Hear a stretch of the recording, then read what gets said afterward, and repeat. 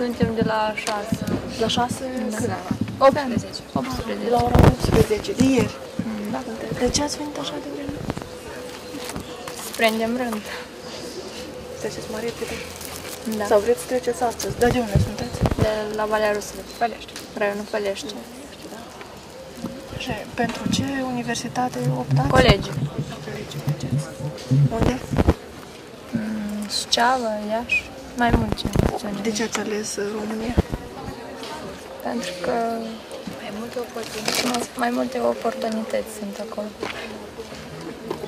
Și ați venit de adică chiar de ieri? Da. Ați stat toată noaptea aici? Da. Ați dormit aici? Nu, n-am dormit. Suntem în forță oricum. Și de ce ați venit de vreme? Pentru că din experiența anilor trecuți toți reușeau să depună actele. Da, dar mai devreme. Adică cât mai repede terminăm, cu atât mai repede scăpăm de știu aceasta.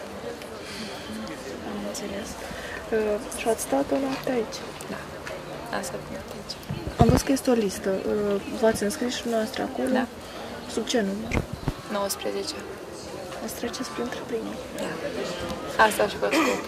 Am înțeles. Dar unde veți merge? Cluj. Bănuiesc. Da. La colegiul, da? Colegiul. De ce ați ales să mergeți acolo?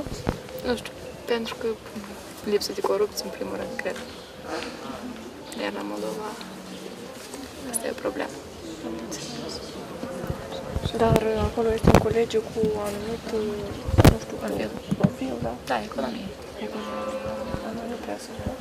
Anul nici nu faci. Este financiar bancar, adică este ceva, dar 1-2 în toată Republica. La filologie. Sper. Ați mers împreună? Ați venit împreună? Da, suntem toți împreună.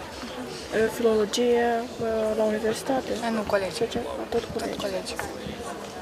Suntem toți într-o clasă. Toți sunteți colegi? Da.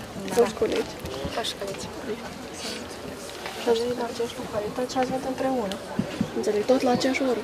Nu, noi am venit la 12 noapte. Însă ei au venit mai devreme. Da. Și sunteți în listă? Da, Sub ce număr? 33. Număr 4. Succes. Succes. Noi, în mare parte, nu știu dacă dumneavoastră ca părinte i-ați susținut. Pentru de ce așa de vreme a venit? Că să mai stați mai doar acasă. Vedem dacă actele nu sunt în regulă, venim mâine. Dacă nu sunt în regulă. Adică ați venit ca să aveți mai mult timp? Da, pentru că noi trebuie să